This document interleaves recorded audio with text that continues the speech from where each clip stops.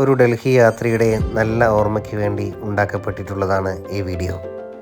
കടന്നുപോയ സ്ഥലങ്ങളും കണ്ട കാഴ്ചകളും ഒരിക്കൽ കൂടി ഓർമ്മിക്കാൻ ഒരു രേഖപ്പെടുത്തൽ, അത്രമാത്രം.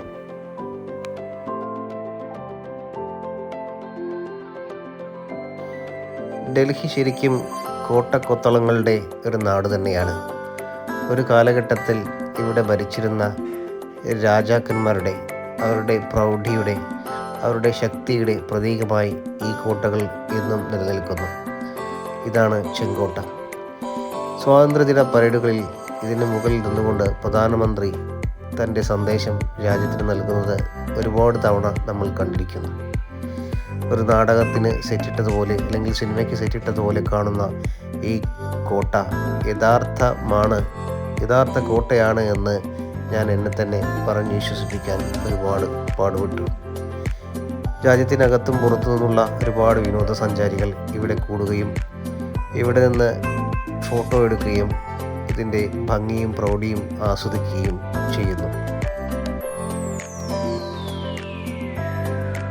ഹേ റാം, ഇതാണ് രാജ്ഘട്ട്, നമ്മുടെ മഹാത്മജിയുടെ അന്ത്യവിശ്രമ സ്ഥലം.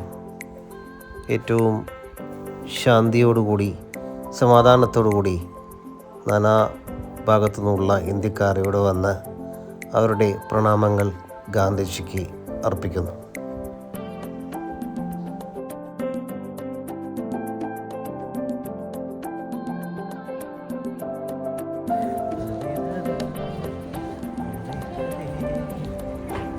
झंडा ऊंचा रहे हमारा, विश्व तिरंगा प्यारा.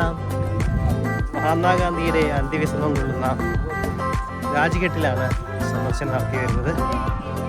ഒരുപാട് കാലം മുൻപ് ക്ലാസ്സിലോ മറ്റാണ് തോന്നുന്നു ഈ നമ്മുടെ ഉയർന്നു പൊങ്ങുന്ന നമ്മുടെ ത്രിവർണ്ണ പതാകയെ പറ്റിയുള്ള ഈ പാട്ട് സുഖോയ മാഷ് പാടിത്തന്നാണ് ഓർമ്മയിൽ വരുന്നത്.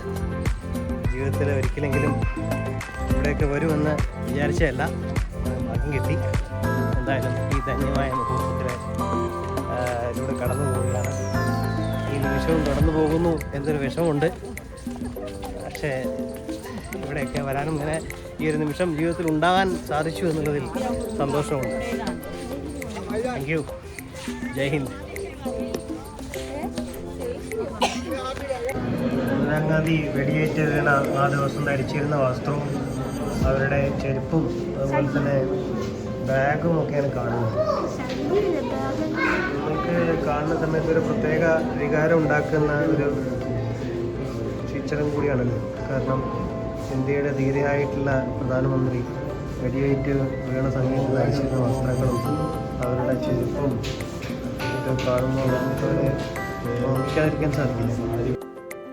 ഈ കാണുന്നതാണ് ഇന്ദിരാഗാന്ധി ഉപയോഗിച്ചിരുന്ന ഓഫീസ്. പ്രൗഢഗംഭീരവും ആഡംബരരഹിതവുമായ തികഞ്ഞ ഒരു ഓഫീസ്. തികച്ചും മാതൃകാപരമായിട്ടുള്ള ഒരു ഓഫീസായി നമ്മൾക്കിതിനെ നോക്കിക്കാണാം. എത്ര ഭംഗിയായിട്ടാണ്, അടുക്കും ചിട്ടയോടും കൂടിയിട്ടാണ് ഓരോന്നും ഒരുക്കി വച്ചിരിക്കുന്നത്. I met Sonia for the first time in Cambridge. Most of us Indians used to go to a Greek restaurant, and that is where I first saw her. From the first time I saw her, I knew that well, she was the girl for me, and we fell in love, and it worked very well.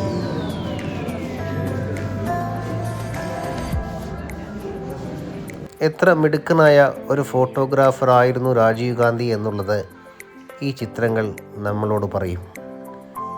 വളരെ മനോഹരമായ ഫ്രെയിമുകൾ, വളരെ മനോഹരമായ ദൃശ്യാനുഭവം, ഇത് രണ്ടും ഒത്തിണങ്ങിയ നല്ല ലക്ഷണമൊത്ത ഫോട്ടോഗ്രാഫുകൾ.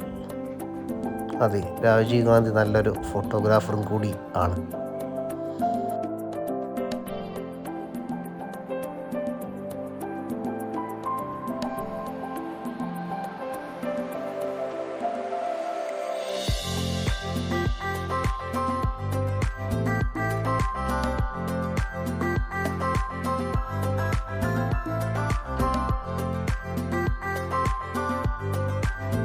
ഈ കാഴ്ചകൾ ഏവർക്കും സുപരിചിതമാണ്.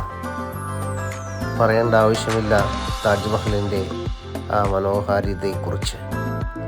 അതിൻ്റെ പിറകിലുള്ള ചരിത്രവും അതിനോടനുബന്ധപ്പെട്ട മറ്റ് കഥകളും ഞങ്ങളുടെ കൂടെ ഉണ്ടായിരുന്ന ഗൈഡ് പറഞ്ഞു തന്നു.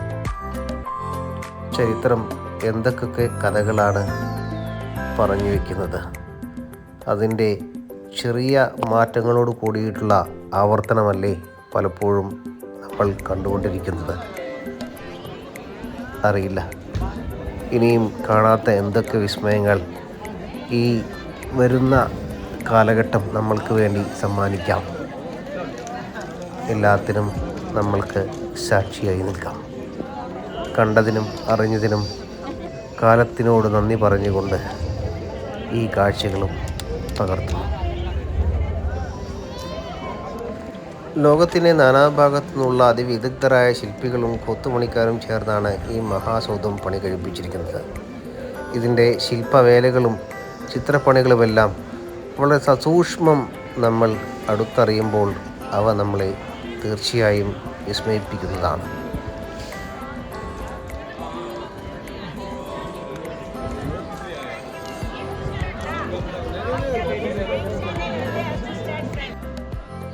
താജ്മഹലിൻ്റെ ഒരു സൈഡിൽ നിന്നുള്ള ദൃശ്യമാണ് ഈ കാണുന്നത്.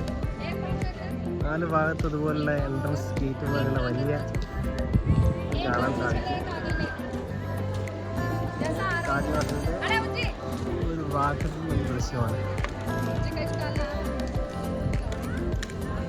ആയിരക്കണക്കിന് ആളുകളാണ് ദിവസം ഇവിടെ വന്ന് ഇത് കണ്ട് ആസ്വദിച്ച് ഇതിനെക്കുറിച്ചുള്ള ഹിസ്റ്ററിയും മറ്റൊക്കെ ഗൈഡുകളുടെ അടുത്ത് കേട്ട് മനസ്സിലാക്കി പോകുന്നത്.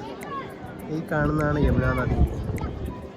യമുനാ നദിയുടെ ഒരു കരയിൽ താജ്മഹൽ ഉണ്ടാക്കിയതിന് ശേഷം സ്വന്തമായിട്ട് മറുകരയിൽ തനിക്ക് കൂടി വേണമെന്ന് ഷാജഹാൻ ആഗ്രഹിച്ചിരുന്നു. പക്ഷേ അതിനു വേണ്ടി 10-20 ദിവസം ആളുകൾ ജോലി ചെയ്തപ്പോഴേക്കും ഷാജഹാനെ പിടിച്ച് ഔറംഗസീബ് ജയിലിലാക്കി. ആ ജയിലിൽ കിടന്നുകൊണ്ട് ഷാജഹാൻ ദിവസവും ഈ താജ്മഹൽ നോക്കിക്കാണും. ആ താജ്മഹൽ നോക്കിക്കണ്ട് ജയിലിൽ കിടന്നുകൊണ്ട് തന്നെ ഷാജഹാൻ അന്ത്യശ്വാസം വലിക്കുകയാണ്. പിന്നീട് മുന്തസിന് കൂടി തന്നെ ഇവിടെ അടക്കം ചെയ്തു. അങ്ങനെ ഇന്ന് നമ്മൾ കാണുന്ന മുന്തസിൻ്റെയും ഷാജഹാൻ്റെയും ആ ഒരു ശവകുടീരം നമുക്കിവിടെ ഇപ്പോൾ കാണാൻ സാധിക്കും. ബാക്കി നടന്നതൊക്കെ ചരിത്രം. ഇവിടെ വെച്ചിരുന്ന അമൂല്യങ്ങളായിട്ടുള്ള രത്നങ്ങളും കിലോ കണക്ക് വരുന്ന സ്വർണങ്ങളൊക്കെ ബ്രിട്ടീഷുകാരെ കൊള്ളയടിച്ച് അവരുടെ നാട്ടിലേക്ക് കൊണ്ടുപോയി. ബാക്കി ശേഷിപ്പ് നമ്മൾക്ക് വിട്ടു തന്നു.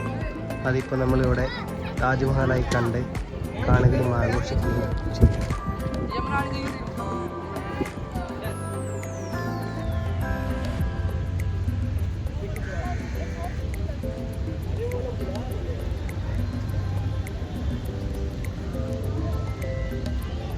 ഇതാണ് ഇന്ത്യ ഗേറ്റ്. നമ്മുടെ ഭാരതത്തിന് വേണ്ടി ജീവൻ ബലിയർപ്പിച്ച മുഴുവൻ പട്ടാളക്കാരുടെയും ബഹുമാനാർത്ഥം സ്ഥാപിച്ചിട്ടുള്ള ഇന്ത്യ ഗേറ്റ്.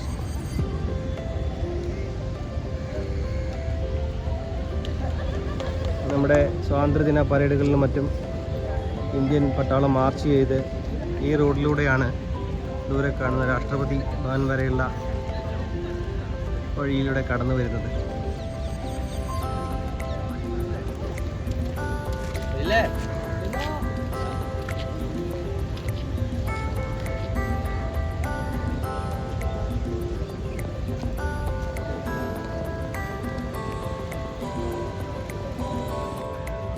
ദൂരെ കാണുന്നതാണ് രാഷ്ട്രപതി ഭവൻ. അവിടെ നിന്നുള്ള നീണ്ട റോഡ് അവസാനിക്കുന്നത് ഇവിടെ ഇന്ത്യ ഗേറ്റിലാണ്.